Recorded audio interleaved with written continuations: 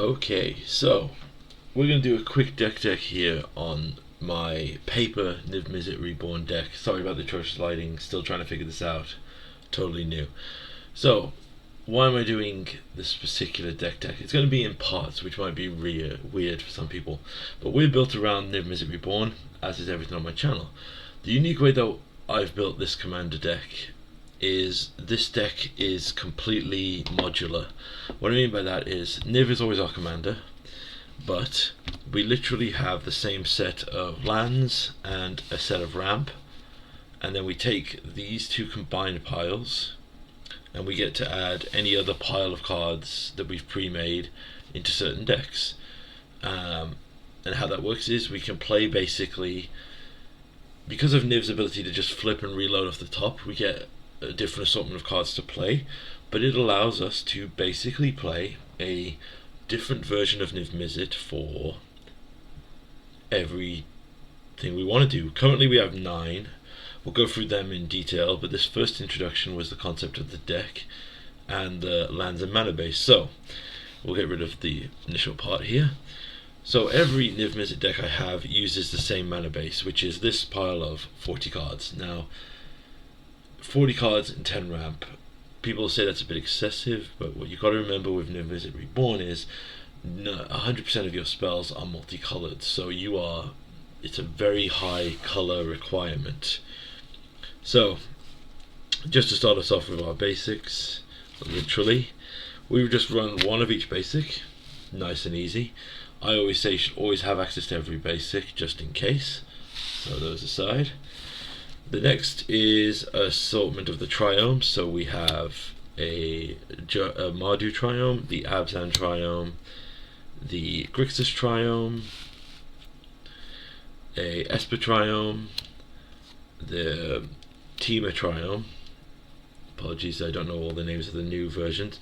The Naya triome, and that's it. So these 6 triomes cover most of our basic lands early game, because, as I've said, since this deck has been my primary one source that I've used for all formats going forward, I have been able to, over a period of time, assemble all 10 of the fetch lands, which basically makes this deck.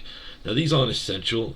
I did not, for the first couple of years, have these in my commander decks. I basically just, over time, was able to trade up into all 10 of them, or open them, as I did with this Old Border Misty Foils. But yeah, these, they definitely make a difference in the deck. It's very noticeable. So that's a huge chunk of our deck. Next, obviously, since I was playing through the return to the Ravnica Allegiance, I was able to assemble most of the Shocklands. Sadly, I am missing one, which is the Overgrown Tomb. But yes, as you can see here, we have 9 of the Shocklands. But again, these aren't essential. There's plenty of dual colored lands that could help you out. Oh, only 8. Interesting. I wonder where I did with the other one then.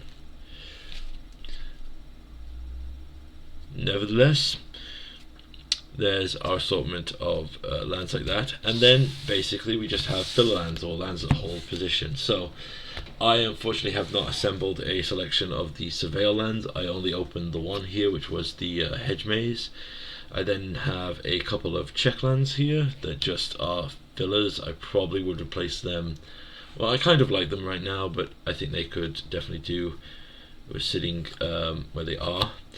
And then we have Field of the Dead, because it is way too good not to be included in a mana base 5-coloring commander, and World Tree. We'll cover this more in the ramp section. And a foil Durlag's Tower command tower, because I am a Baldur's Gate stand and love that guard. So that's it. Decklist will be, a link to a decklist will be online. And then we have a unique but incomplete cycle. So, last one, I have Takanama. I should really probably replace these lands I'm about to show you with the other channel lands, but I have the unique lands from Lord of the Rings. So all these untapped with legendary creatures that do effects, full arts, I do enjoy them, but probably should be the cycle of channel lands if it was 100% optimal, but it doesn't need to be, like I said. You can just play with what you've got and have fun. So that's our 40 lands and what that covers. Now, we have 10 ramp cards.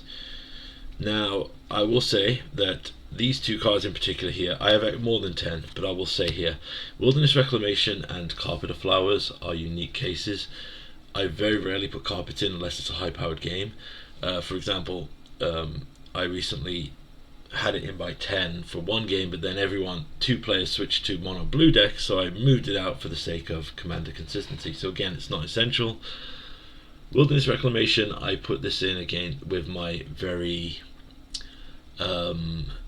spell heavy decks, like my instant sorcery heavy decks, where I might want to burn all my mana, then burn it again on an opponent's turn, stuff like that. But yeah, those are the maybes. But the 10 ramp spells I run, and these are totally up to you, whatever you want to run. I run Nature's Law, Dig Up, because I said early game fixing is very relevant. Let's move these a bit across, the light's a bit weird there. Rampant Growth, Kodama's Reach. I run then a battle, the Invasion of Ixalan, which lets us basically dig on the top 5 for a permanent card. So it can be Ominarin, but with 40 lands you're always pretty much guaranteed to hit something there. So these are our instant sorceries. The rest of our spells are actually, well, we have one more spell here, I will say, instant sorcery, the Hour of Promise. This is 5 mana for 2 lands of any choice. Now, 99% of times, this will be 5 mana grab, World Tree, Field of the Dead, and both of those lands will be put online then, even on turn 5. So you will then have access to 2 zombies and perfect mana fixing. So I really rate this card. I think it should be definitely one people should look at. I believe it's in one of the foundation kits, so it's definitely worth holding on to or considering. Then run into our mana rocks. Well, sorry, we have 1 mana creature here. We have Sakura Tribe Elder, our Steve. Sakura Tribe Elder Value Engine, nothing else needs to be said there. We have an Obsidian Obelisk. We have this because I like this over the Signet. I don't think it draws as much hate. It does enter tapped, but again, I like that it's a multicolored rock for multicolored spells. We then have the Ancient Cornucopia. So this was a big bonus sheet card.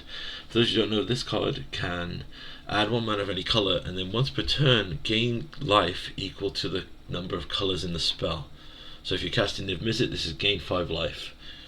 Also, incremental life gain is really good. You might have seen me play this in Explorer or Pioneer. It's been very solid. And finally, last card we're going to talk about here is a Relic of Legends. This is a very much underrated mana rock that I think more people should run. It's 3 mana, taps for 1 mana, which is not really playable now in Commander. However, the ability to tap a legendary creature for mana, you will always have a legendary creature because you're playing Commander. And 9 times out of 10, the new big cards that are printed are going to be Commanders, and they're going to be legendary. Even in Bloomburrow, a Incidental Rabid Archer is a legendary, just to help that out.